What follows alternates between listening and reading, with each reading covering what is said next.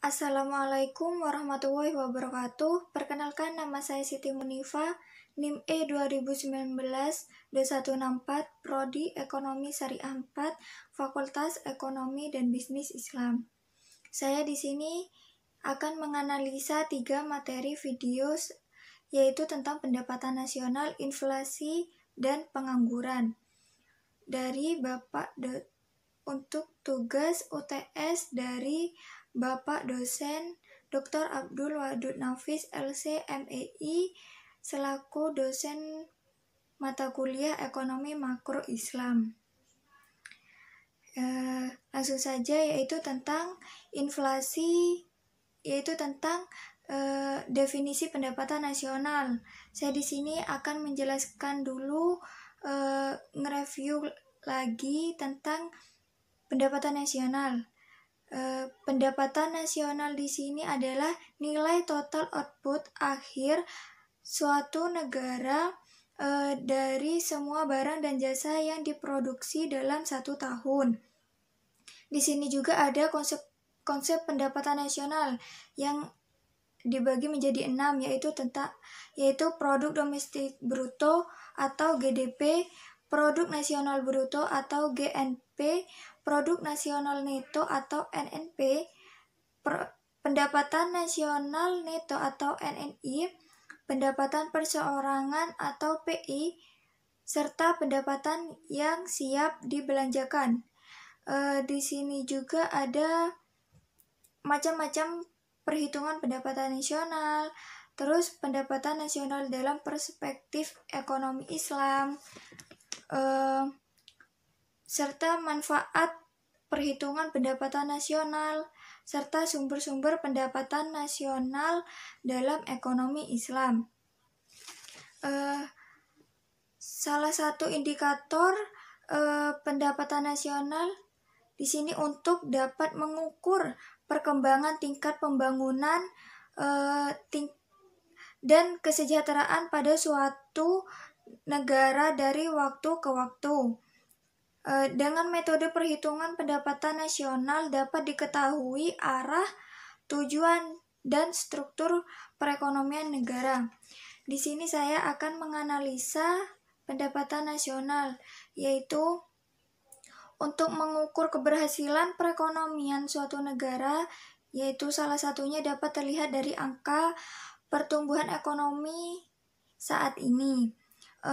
Nilai dari pendapatan nasional ini juga merupakan gambaran dari aktivitas ekonomi secara nasional pada periode tertentu. Tingginya tingkat pendapatan nasional juga dapat mencerminkan besarnya dan barang dan jasa yang dapat diproduksi. Besarnya kapasitas produksi juga dapat menunjukkan tingginya tingkat kemakmuran masyarakat di dalam suatu negara tersendiri. Selanjutnya, inflasi. Saya akan nge-review lebih dulu tentang inflasi. Inflasi di sini yaitu kecenderungan naiknya harga secara umum dan terus-menerus dalam waktu dan tempat tertentu.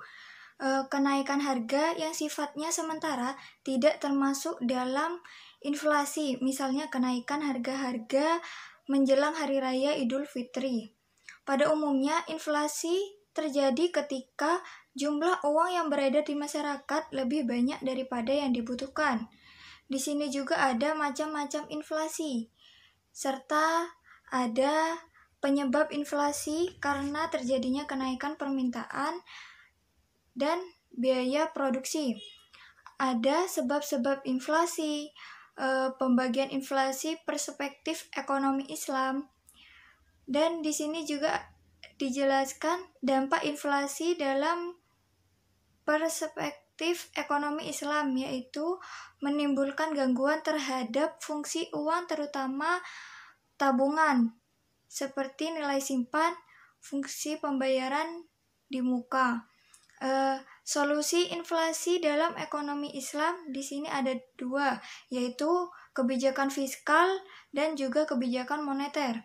kebijakan fiskal tersendiri yaitu memengaruhi penerimaan dan pengeluaran pemerintah yang memiliki beberapa keuntungan seperti menghemat pengeluaran pemerintah. Yang kedua, menaikkan tarif pajak. Yang kebijakan moneter di sini artinya yaitu menjaga kestabilan agar dapat meningkatkan kesejahteraan masyarakat, seperti kebijakan penetapan persediaan kas, kebijakan diskonto, serta kebijakan operasi pasar dibuka. Saya di sini akan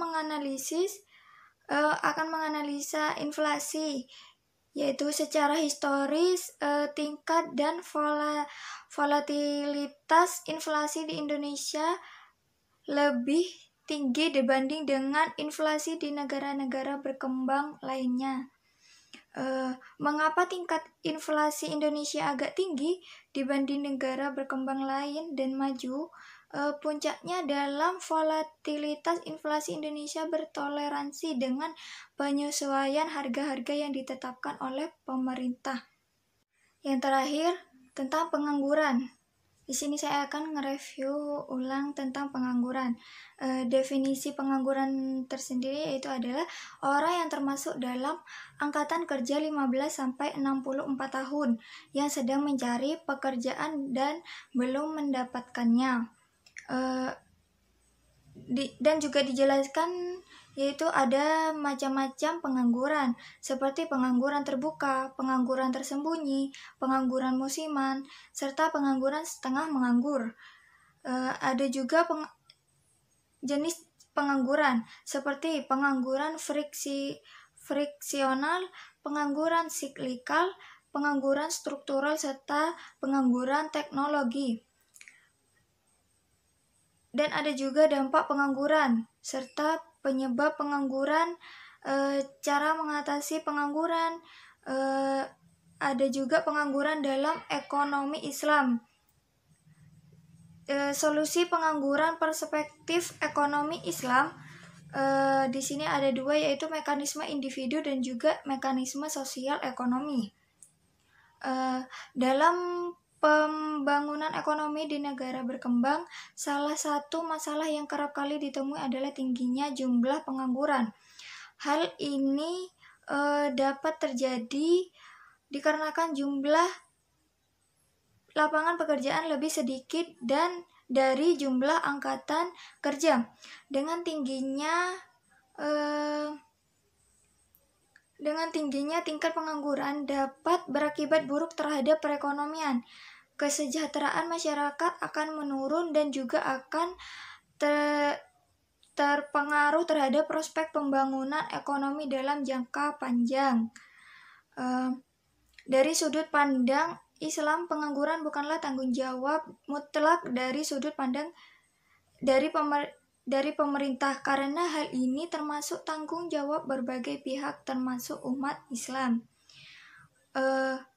Di sini ada pengangguran dalam ekonomi Islam, yaitu dibagi menjadi dua.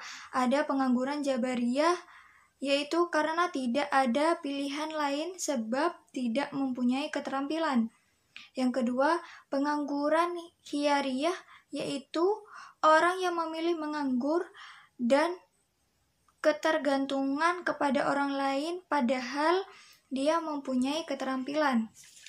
Di sini saya akan menganalisa tentang pengangguran. Pengangguran sudah menjadi masalah bagi perekonomian negara, sebab karena adanya pengangguran produktivitas dan pendapatan masyarakat berkurang. Akibatnya timbullah kemiskinan dan masalah sosial lainnya, seperti di masa pandemi saat ini. Otomatis banyak pekerja-pekerja yang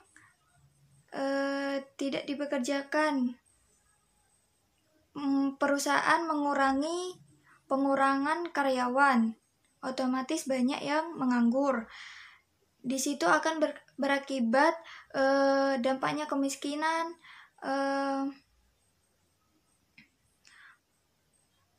dan masalah sosial lainnya.